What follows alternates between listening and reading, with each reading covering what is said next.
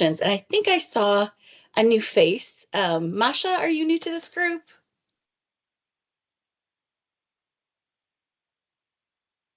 If you're talking, you're muted. There we go. We can see you Oh, now sorry. and hear you. Yeah, I forgot. Yeah, I'm Masha. Hi, everyone. I'm a member of the vocabulary team, and currently I'm a new vocabulary team technical lead.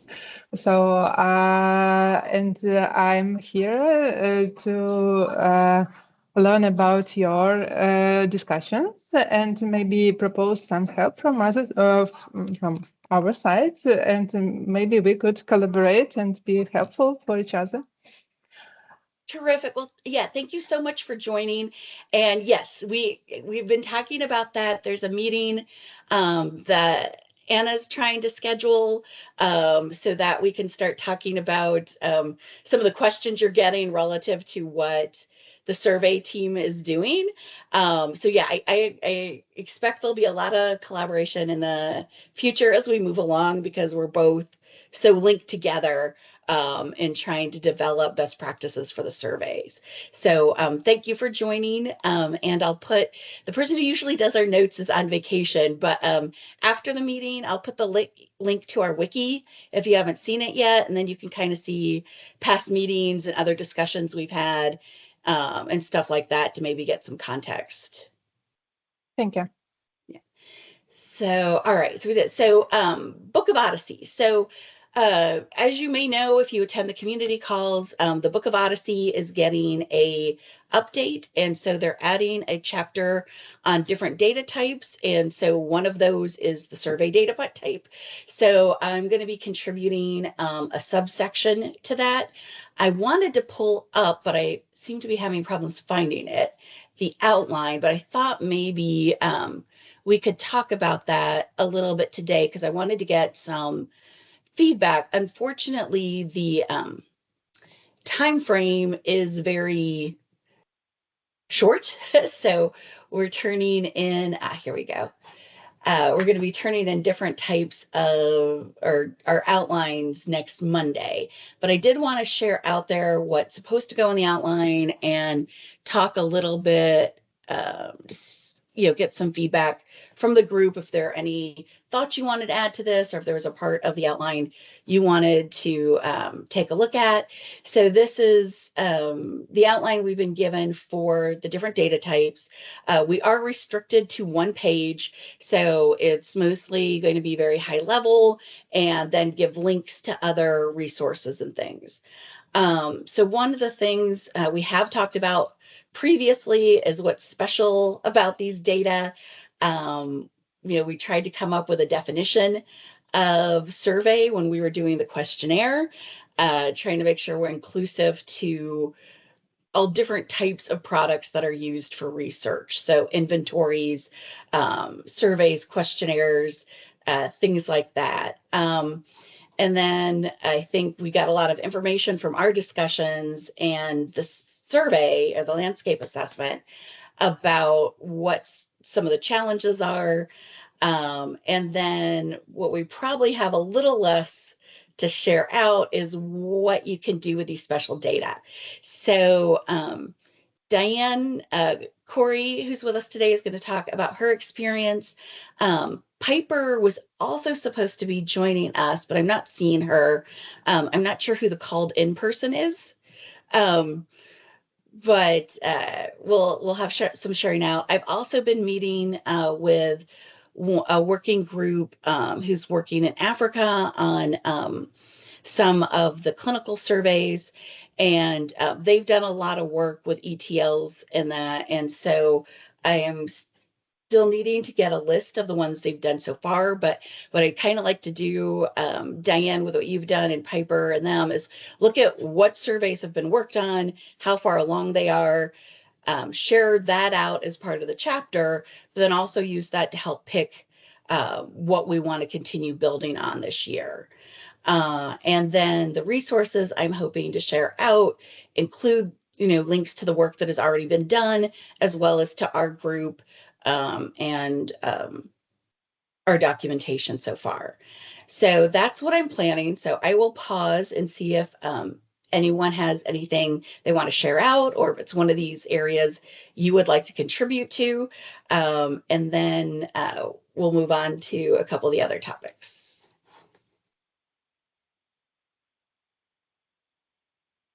So this is more just about the different types and not necessarily how to tackle mapping just yet. Is that Yeah, correct? yeah, I think it's just part of the reason I wanted to get the chapter, or not the chapter, the section in the chapter, is so that people know there is a group who's working on the surveys, and then be able to share what's been done so far. So like I said, the African group has developed ETLs for some of the surveys, so link to what their resources are.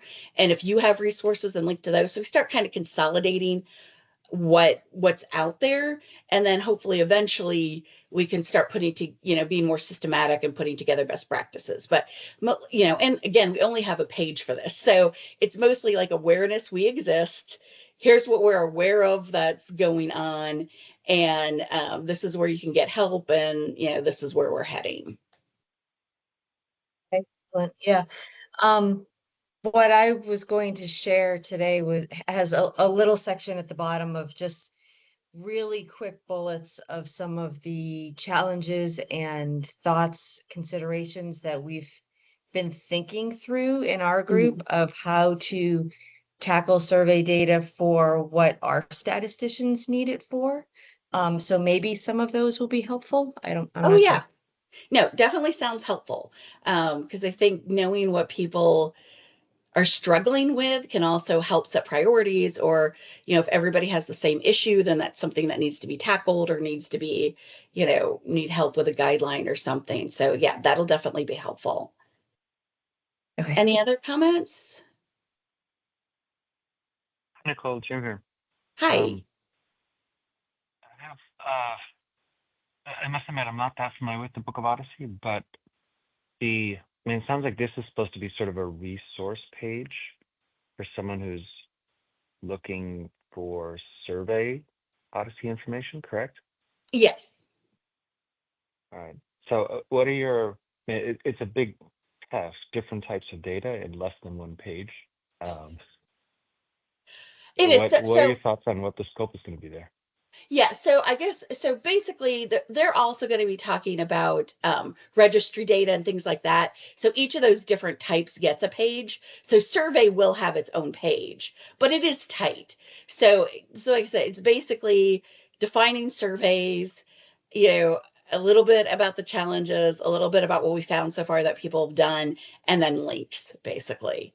So it won't you it'll help send you to other information, but it's definitely not going to be, an exhaustive compilation of what's been done so far.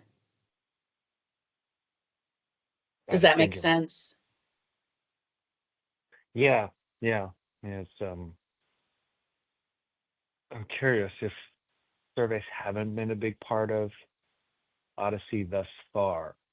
Is the mission for us to say, to focus on sort of the survey data that we've been using for years and say, look how broad and diverse and look how much potential those have for research? Or is it more along the lines of sort of what's being done now to bring these into the Odyssey fold? Yeah, more like the latter. Got it. Yeah. Okay. Yeah. Thanks. And you're starting a new survey, right? Is Yes. okay. So yeah, whenever you're ready to share out about how you're approaching that, or hopefully maybe some of these things can help with that, as we get the list from the other work groups on the ones they've done and what they've done for their ETLs. But I know you're what you're working on is sort of a nice opportunity to see if there's Yeah. anything that can be done on the front end to make this easier. And yeah, in fact, good timing. I spent most of yesterday working on an IRB related thing. If you'd like, I could give you show you our dictionary if there's time this morning yet. Yeah, that would be great. And then one of the discussions that is going on, and Masha, if I'm misunderstanding anything, please feel free to chime in. Um, but the vocabulary group is getting a lot of requests for best practices. And as I think most of you know, there's standard vocabulary, non-standard vocabulary, and there's some discussion of the non-standard vocabulary that's been used for surveys. And does that get promoted? Does it try to get it standardized? Having that as a resource, because we know, we've had presenters here from all of us where they added their own vocabulary to Atlas. We know UK Biobank did something similar. And so if these vocabularies are going to start to be more available, then that's also something that could be helpful, because we kind of picked the clinical as low hanging fruit because we knew there would be vocabulary to match it since it's being used in a clinical setting. But, making some decision on what happens with the non-standard vocabulary that's been contributed for surveys and how that could be possibly made more usable might be something that helps a situation like yours.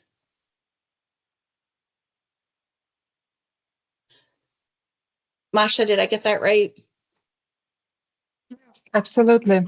All right. We need to come to the one decision how to represent surveys in the vocabulary environment, and it's very, very challenging today. Yes. Yeah, if it was easy, we all wouldn't be here. So thank you. Indeed. Yeah. Yeah. All right, so I'm going to go ahead and stop sharing and then go to the next topic if it'll let me. There we go.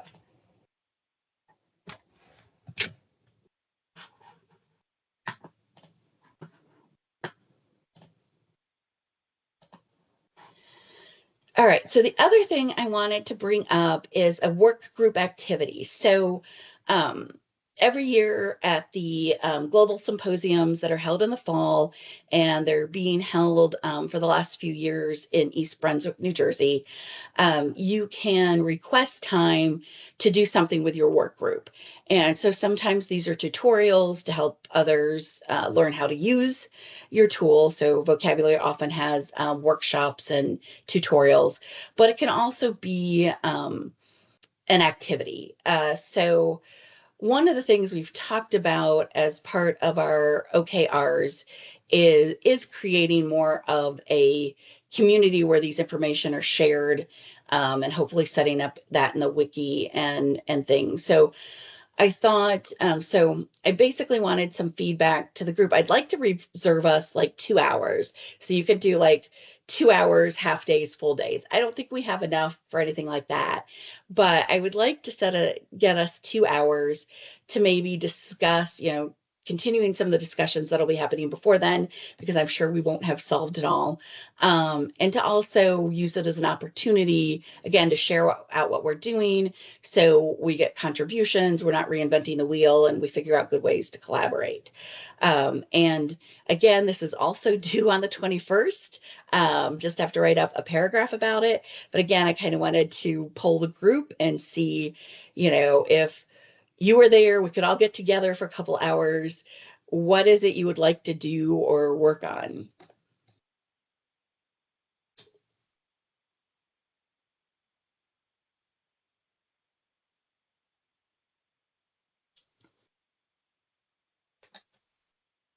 Well, hopefully we'll be able to work on it before the fall, but just, I guess, basic guidelines is what we're really struggling with, I guess, Yeah. in our group.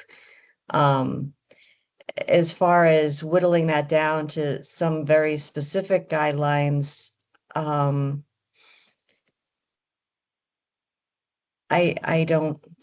can't whittle it down more than that right now, but that's the biggest thing that we struggle with. So we have a lot of surveys with question answer formats. And so what are the best practices to do for that if it doesn't already exist within the vocabularies right now? That's our biggest concern. And we've got a lot of different surveys that are organized that way. They're not yes, no's, obviously they're question and answer. And so how do you deal with that? Yeah. And when you say question and answer, you still mean like categorical answers, or do you have free text that you're also trying to handle? Categorical Okay. responses. Much easier. But yeah. Yeah. Yes. And I think, and like I said, I know we know there are people making efforts, but we're not all talking to each other. And again, we don't want to reinvent the wheels where we don't have to. And so, yeah, I think yeah, if we could get to a place where we're either have guidelines we want to whittle down or make better, or spend more time talking to the people who've done this and come up with the guidelines, that 2 hours would be a really good opportunity, because people who are doing these things sort of outside of having this group we'll hopefully be able to share out more. We got some sharing out in the landscape assessment, but not as much as I was hoping for. But then I've had, like you, Diane, and others reach out like, oh, wait, no, I've had experience with this. Let us share what we're going through. So yeah, I think that could be very productive. Trying to, start laying that out more formally. And like you said, we don't want to wait until then to start, but it might be a good time to get together and hammer it out more and finalize and get more perspectives. Yep. Okay, any other thoughts?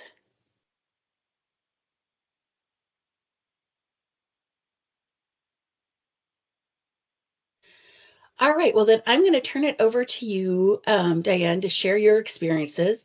And then I think Jim, with Piper not here, I think you'll have some time to talk about your dictionary for your new survey as well. Okay, so I'll go ahead and stop sharing.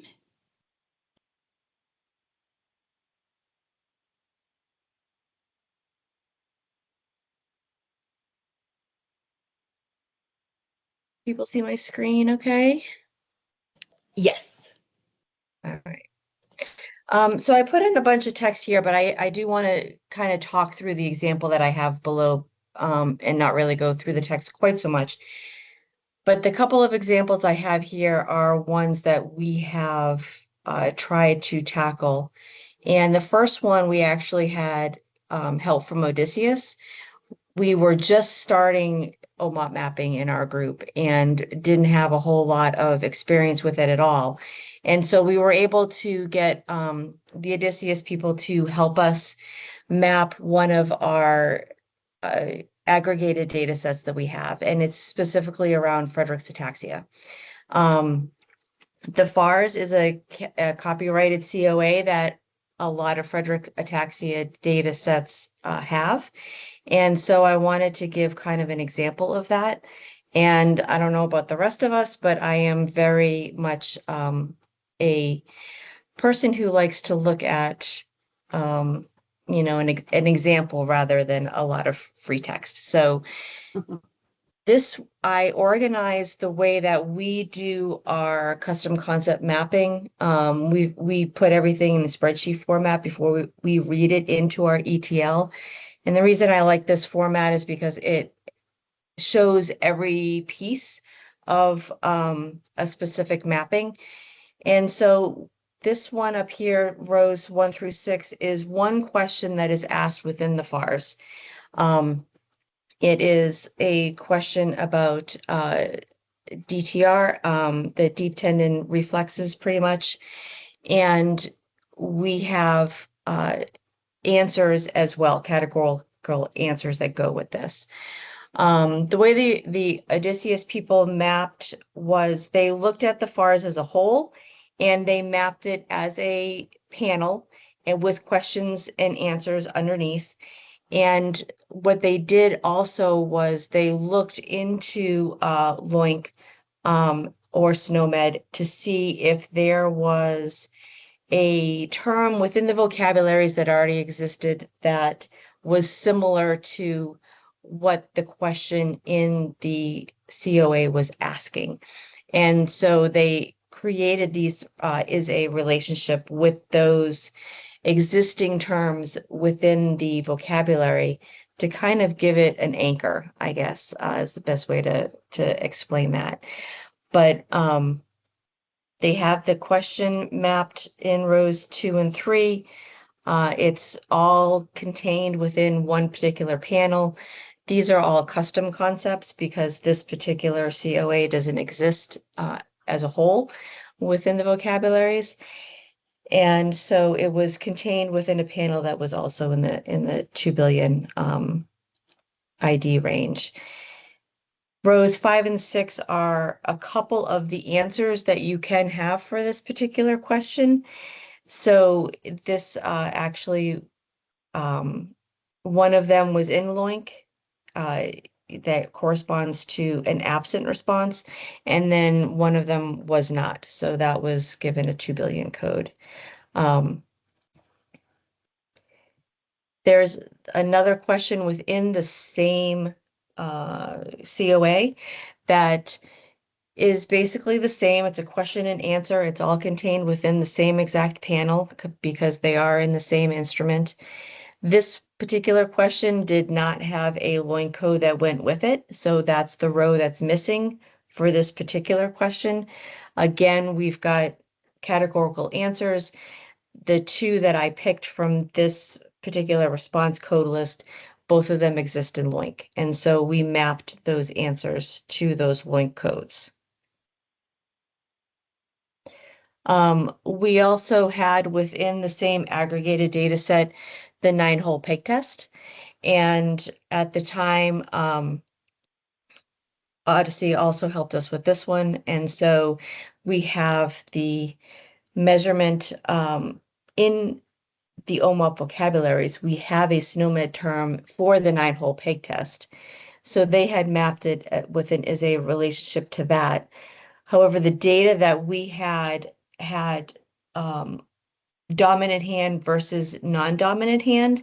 And so the way they explained for us to map it at the time, which was probably close to 2 years ago now,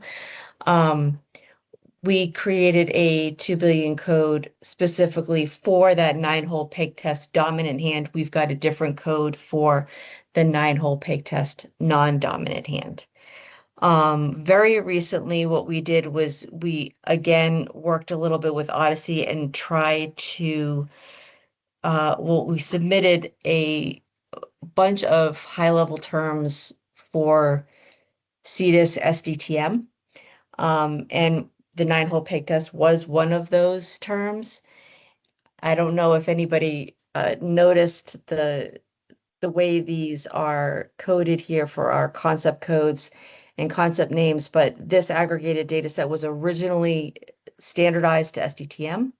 And then we took that standardized data set and then tried to map it to OMOP. And so that's why these are here.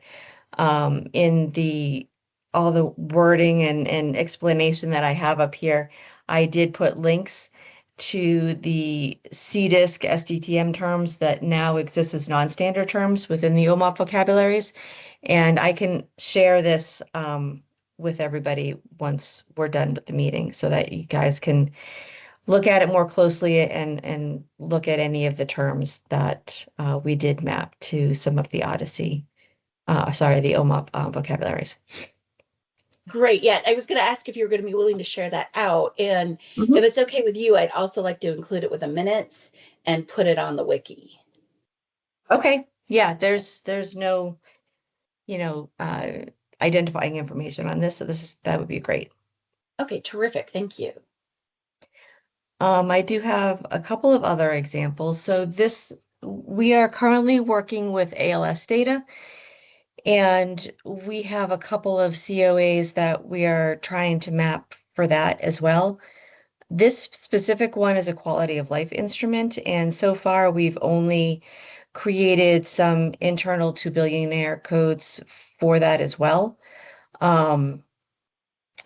But this format here is more of what you would see within the observation domain. So within that final domain, I grabbed a bunch of the different variables that you can have for that domain to kind of give you a little bit of a flavor of one that is maybe slightly different than the one above.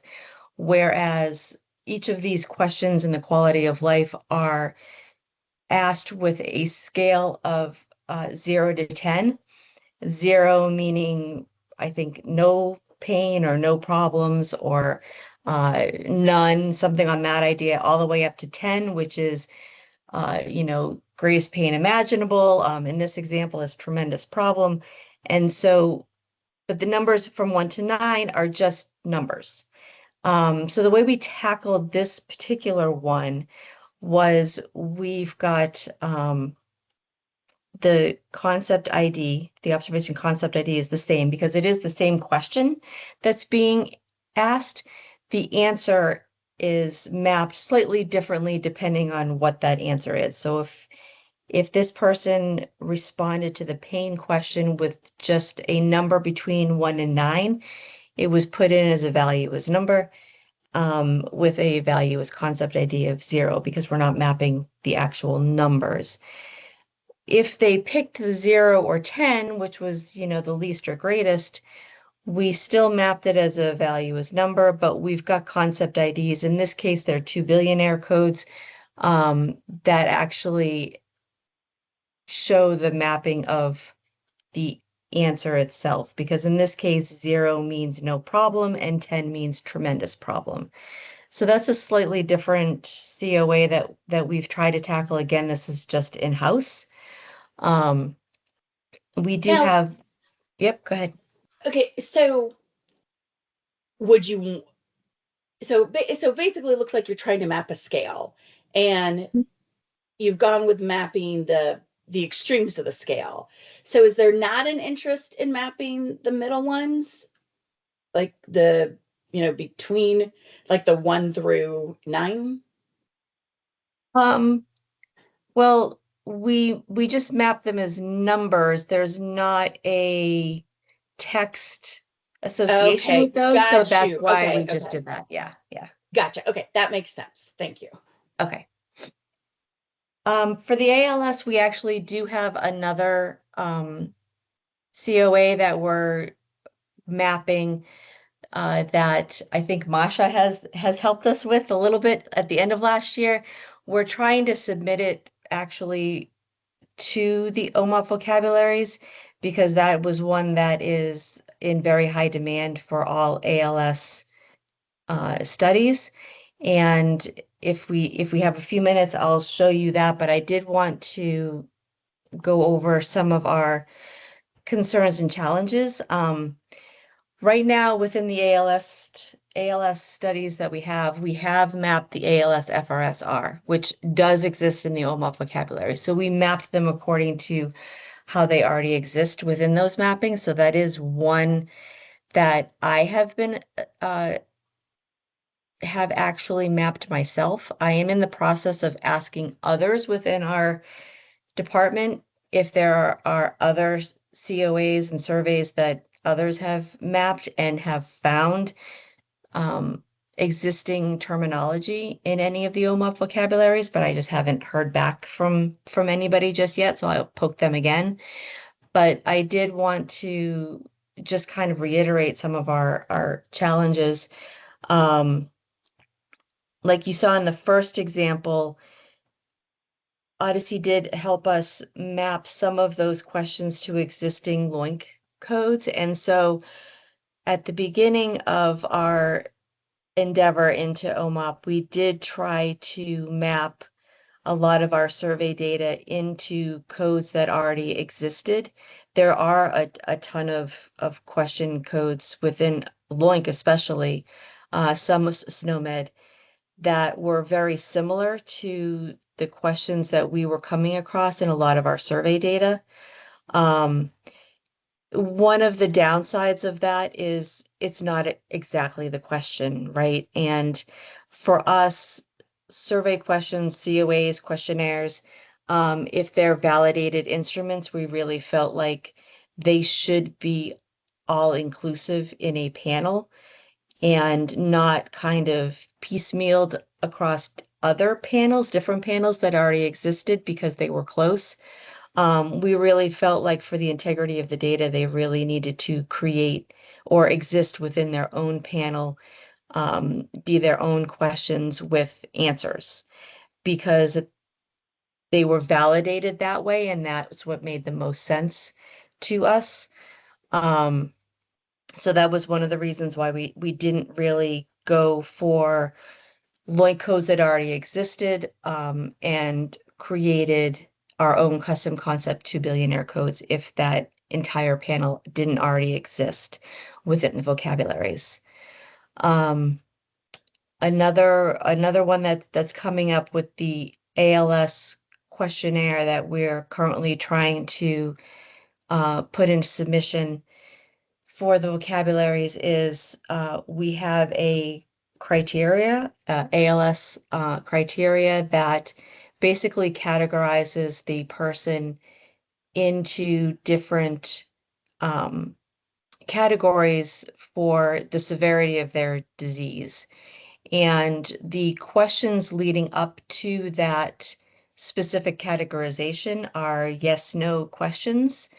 And so I know that a lot of time the thought process between submitting new vocabularies is to only map the yeses.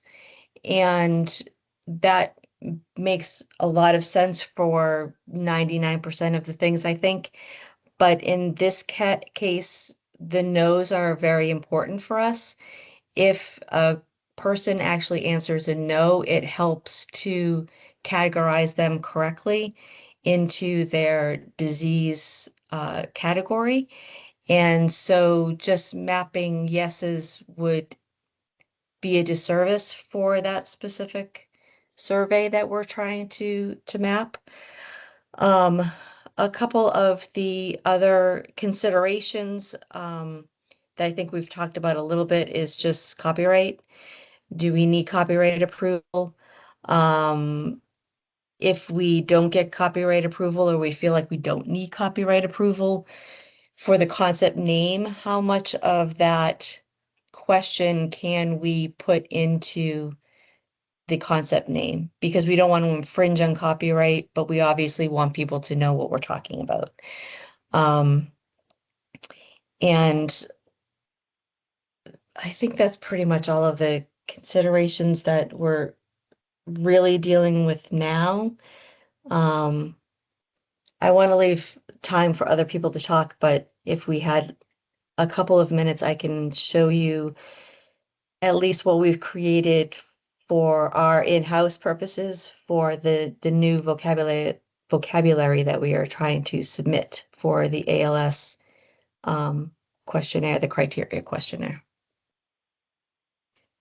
Yeah, Diane, I think it'd be great to share that out. And yeah, definitely appreciate this list of challenges, and also very timely with getting added to the OMOP vocabularies, because that's what Masha and I have been talking about, needing to discuss at a higher level, make some decisions, and then share that out. And of course, the vocabulary group itself could give you more specifics about how to submit, but it is a part of the conversations that are being had now. It's like, how do we incorporate these vocabularies that have been developed specifically for the questionnaires that people are trying to work with within OMOP? But yeah, I think it'd be fine if you want a couple other minutes to share out. Sure. Okay. This is not what we are going to submit to the vocabulary team, because I know that some of these columns are not filled out correctly for that purpose, but I thought it would be an easy way for us as a group to look at the information. The Ellis-Coriel criteria revises the name of the actual COA in this case.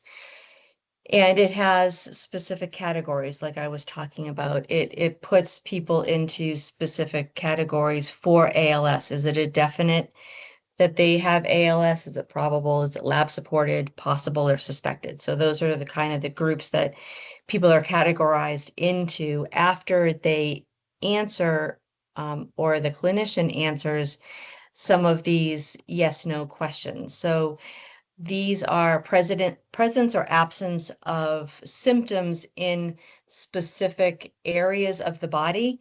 and also by specific methods. So these are the questions that are yes, no. And originally we were given guidance to only submit the yeses because that's obviously what the guidance says as of now. We regrouped and talked about it a little bit within our own groups, and for us in-house, we are going to map them as yes, no, or not assessed. They have those three options for for responses for these questions. Because at the end of the day, our statisticians need to know what the answer was for all of those questions, whether they were yes, no, or not assessed. So that's kind of the take that we've taken on here. Our question to the group and what we're hoping to get as we talk more with this group and with the vocabulary group is how to best submit it, obviously, to be incorporated within the vocabularies, because this is, like I said, one of the most important criteria assessment that the ALS clinical trials and registries are working with right now. So there's a bunch of different questions that ask about presence and absence. These really talk about the different parts of the body, whether they have a presence or not of symptoms. Right now, what we are doing is we are giving each of these questions to billionaire codes within our data, and we are actually able to map yes, no, or not assessed to loin codes because they already exist, and that's how we decided to do that portion of it. Ideally, in a perfect world that makes sense to my brain and but may not make sense to the OMOP group as a whole, would be to map each of these questions with the option of yes, no, or not assessed. And then this top one is the criteria, where the criteria is actually the question, if you will, and then the responses are definite, probable, lab supported, possible, or suspected. So does anybody have any questions or want to look at anything else before I stop sharing? So this is very helpful to hear more specifics about an experience. Most of the things I've looked at are more high level. So it's nice to like get in the weeds with you a little bit on this. I'm with you on the yes nos. We right now, so Connect is a long-term prospective cohort study. That's what I'm the lead data analyst for.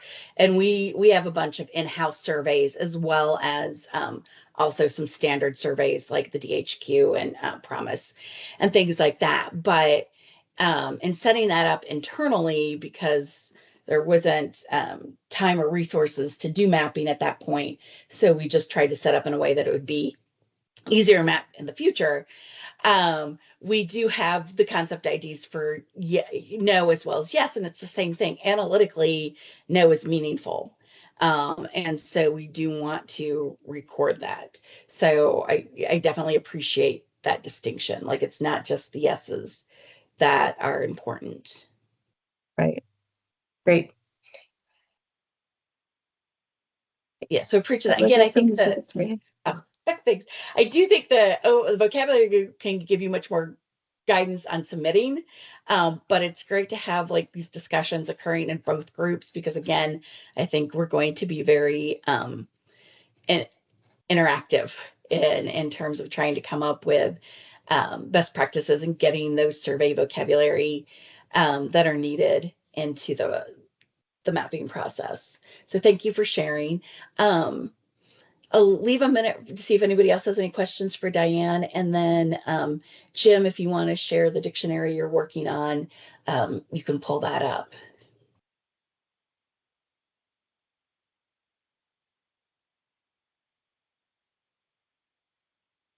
All right, no questions or no questions yet. Jim, do you want to go ahead and share? Yeah, be happy to. We are not quite as far along, but I'll give the group a little sense of sort of where we are here. Can you all see the website here? Yes. So this is the California Teacher Study, an observational cohort similar to what you mentioned, Nicole, about Connect. Ours is a little bit older. Started in the mid 90s, and participants. I'll get out of the way here. Participants are now older. This is a summary of the cohort timeline. Started in 95, a couple of big mailed paper surveys over time, fourth, fifth. The sixth one we sent out 2018, 2019. We weren't planning to collect more data, but we did apply to this administrative supplement with a proposal to do a quick 1-year survey on the subset of our participant who responded to our web-based survey about 8 years ago and focus on contemporary modifiable exposures, including cannabis and anti-GLP-1 medications.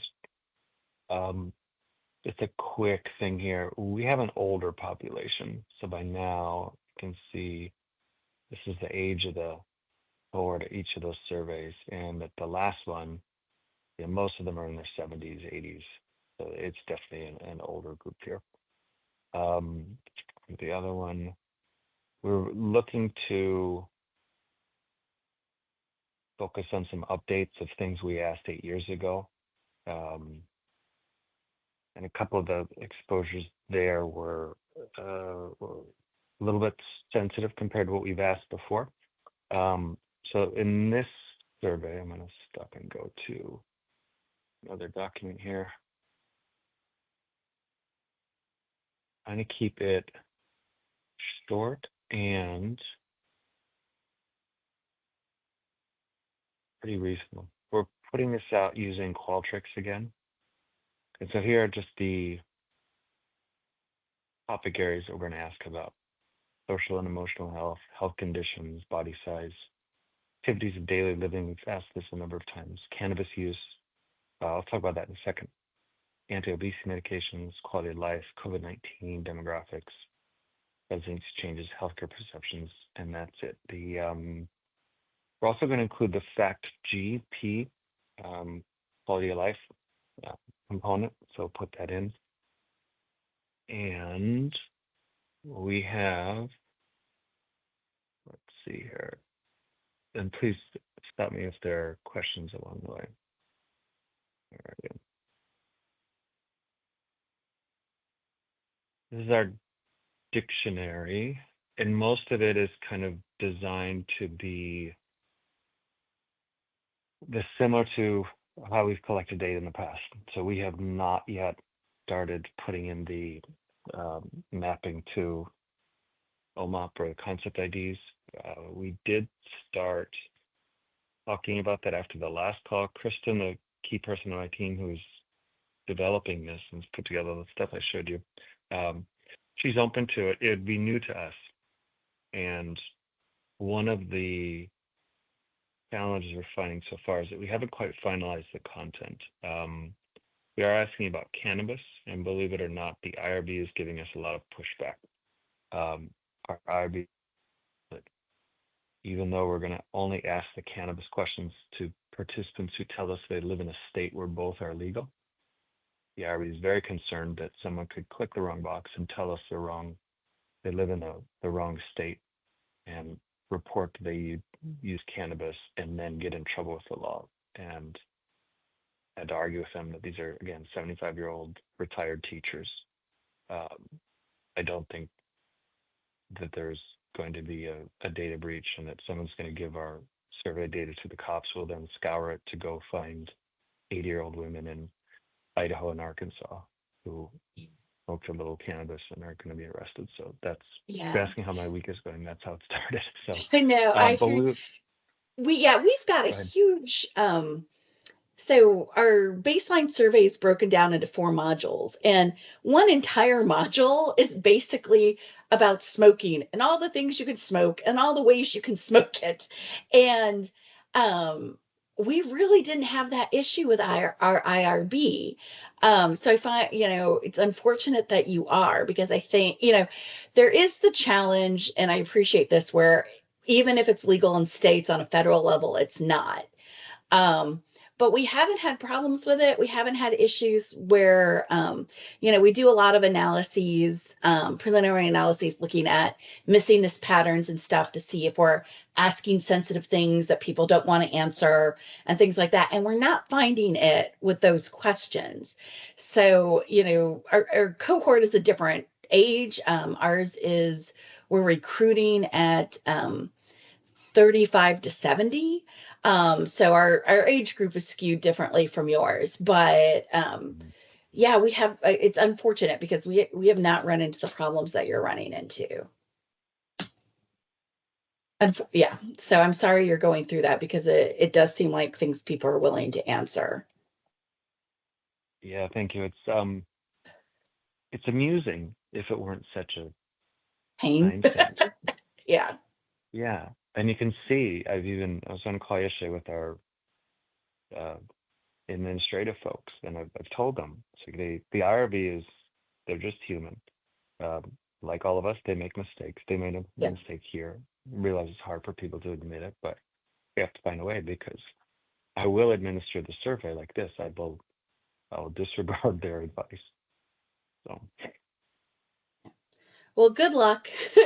um, yeah, both with the IRB and working on getting the survey into OMOP. And I definitely think you're a really nice, at a nice point for helping like with use cases and trying to figure out how to make this hopefully less painful. Unfortunately, it's not something we can magic. It's gonna take some time and effort to do, but at right. least we're heading in that direction. So thank you for sharing with us. Can you share the link? I mean, I realize we can Google it too, but would you mind sharing the link to the California Teacher Study so we can kind of explore that as well? Um, but I think it's great that you're able to get to do another survey at this point and follow up. Yeah. So yeah, and then I noticed, I think I saw Piper for a minute. Piper, are you still on? It'll just her like on and then go. Let's see. All right. Is she Yeah, in I the don't chat? see her anymore. Okay. Oh, there she is. Hi, Good. Piper. I just saw you, so I don't know um Sorry, what you. Oh, go ahead. I was just gonna say I accidentally cut off my connection, so I had to log back in. Ah, okay. Yeah, so I don't know when you joined us, but we moved through and then I don't know if you joined before Diane was done or not, but I didn't see you, so I had Jim share. We do have about 8 minutes left. I don't know if you want to share out what you were planning to share, if you just want to do it on the next call. Yeah, I can share real quick. Let's see. Sure. Um, let's see, screen. And yes, I've been on for I was able to see both of the last two Oh, okay. folks. Okay, so am I sharing my screen? Yes. Let's see. Yep. Okay. All right. Well, and I'm sorry, I'm still not totally caught up on the background, what everyone is doing in this group.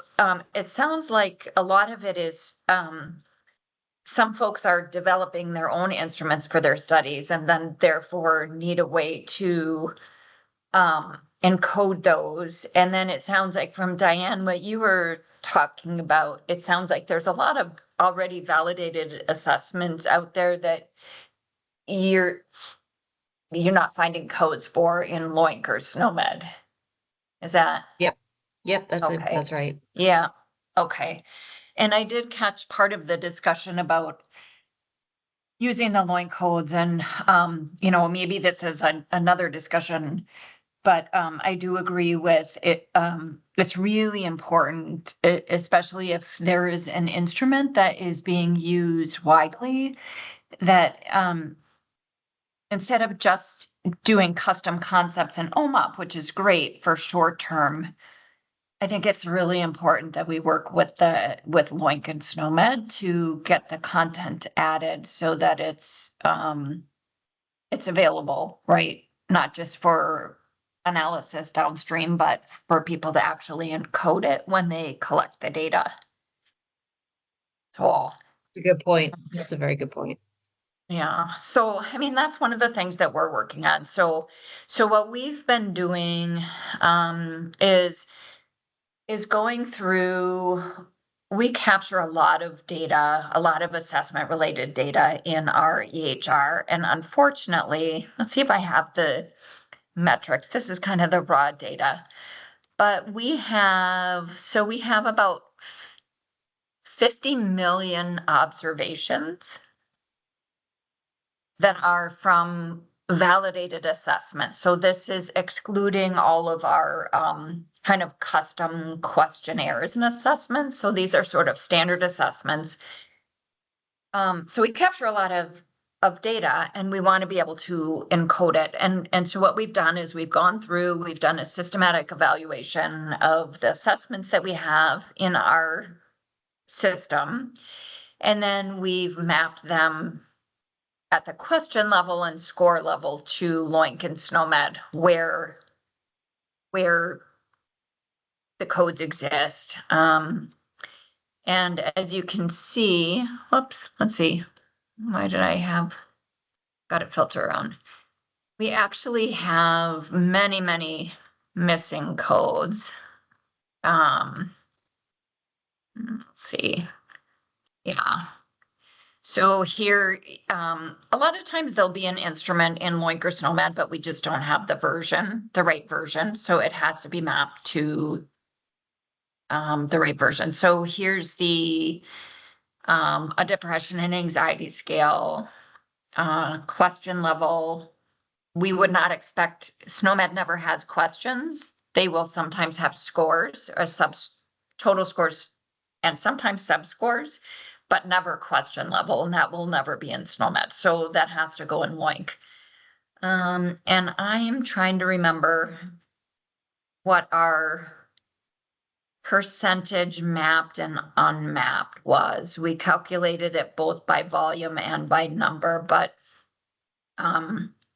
this just sort of shows the data. We're writing a paper, and I have the metrics, which maybe I can provide on the next call or just email, but we have a lot of assessment instruments being used, and I think it was less than 50%, but close to 50% that we did have codes for in either Loink or SNOMED.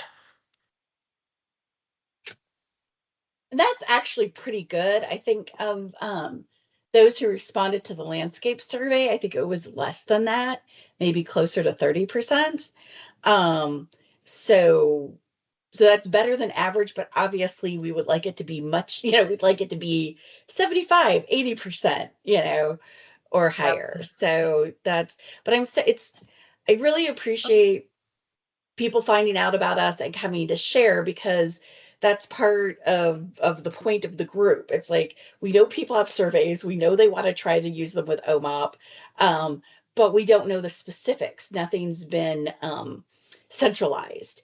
And so, I may well be the least experienced person here, but I just wanted to have this work group because we want to map the connect, and we know it's out there. And like I said, we just want to try to start getting these things centralized and have centralized discussions about what are the best practices for these missing. So other groups just like Diane was talking about, you create your 2 billion error codes and you add what you need and you move on.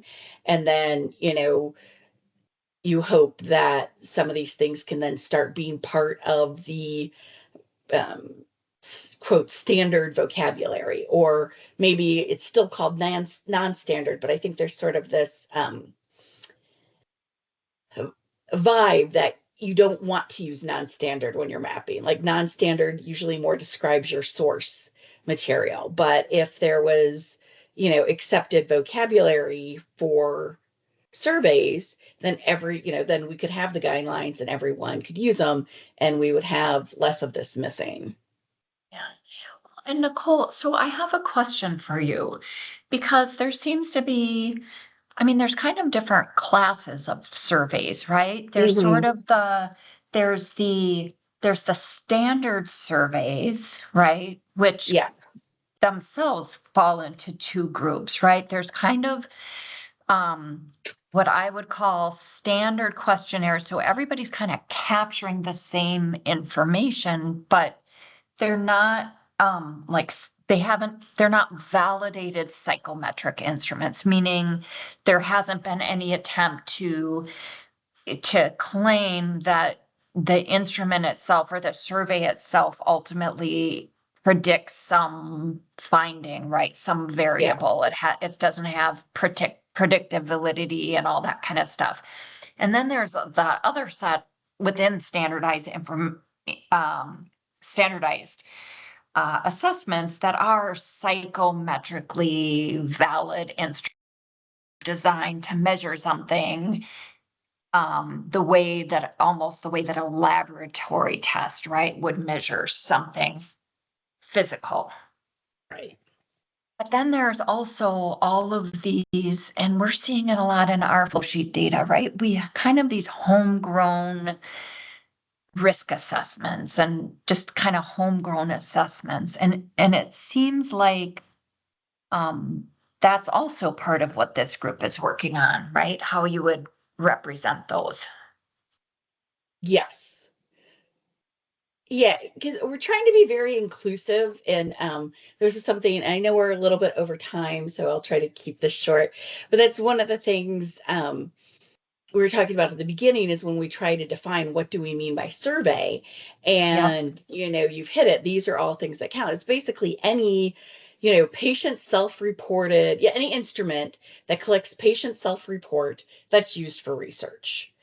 So that does cover a broad range of things, and one of the reasons we've kind of focused at the beginning of this year on things that are more standardized, or things that are validated surveys or used in a clinical setting, for assessing things like quality of life, is because we expect there to be mapping, because it does have that clinical relationship. And other things like the homegrown risk assessments and questions we all tend to ask, but they're not necessarily standardized, about different exposures and things like that, may be more difficult because they're used in different settings. So you're defining survey, but you're specifically focused on self-report. Yes. Okay. And if there's needs to be a broader version of that, and I would say self-report also includes interview. So if somebody's interviewing, you're still reporting it, as opposed to a clinician making observations and filling out a survey. I don't think that would be considered a patient self-report. Yep. But if Okay. that's something we need to consider, if we need to broaden the definition, because that's something used frequently, then we should discuss that. Yeah. Well, thank you. That was really helpful to get that background. Good. I'm glad I could help, and I'm glad you've joined us. And it's helpful to hear all these different perspectives. Are you willing or able to share out like your dictionary, like that sheet you were scrolling through? Yes, absolutely. And Okay, great. I know that you're aware of the psychiatry working group, Andrew Yes. Williams. Yeah. So yep, and so I'm also sharing with that group. So they're another, I believe that Andrew has an analyst who is working on one of the things the psychiatry working group is working on is creating these 2 billionaire concepts for assessment. So I will definitely share it with Great. you as well as with his folks that are working to add it to the vocabulary. Yeah, and we're trying to get a meeting with them as well. So Okay. we're like at our third doodle poll, trying to get Oh no. everybody together. Yeah. Who's working with surveys in our group, but hopefully we'll get it in there Tuesdays. Yeah. So I guess I have to say, even though I was a little disappointed in the landscape assessment itself, it definitely has had people reaching out to me saying, "Oh, wait, we're doing this. We'd like to talk to you." So so it's great to learn about all these little interconnected pieces, and hopefully we can collaborate again, not to duplicate efforts, and also just help move it forward faster. Yeah. Yeah, a lot of people working in this space. I mean, this is really important data for us to be able to encode. So I'm Yes. super happy that this group exists and meeting, and I'm super excited to participate and learn more. Yeah. Well, great. All right. Well, I know we're 5 minutes over, so I appreciate those who are able to stay on, and I appreciate the share outs. Whatever documentation you're comfortable with sharing, just link or send to me. And if it's okay, I'd also like to share that on the wiki, because we're trying to start centralizing this information in these discussions. But if you only want to share it within the survey group, just let me know. Oh, All right. absolutely. Yep, Okay. absolutely. Well, again, thank you so much for presenting, and have a great rest of your week. And I look forward to many more discussions about how best to approach our challenges. Thanks, Absolutely. Nicole. Thanks, everybody. Bye. Thanks, bye.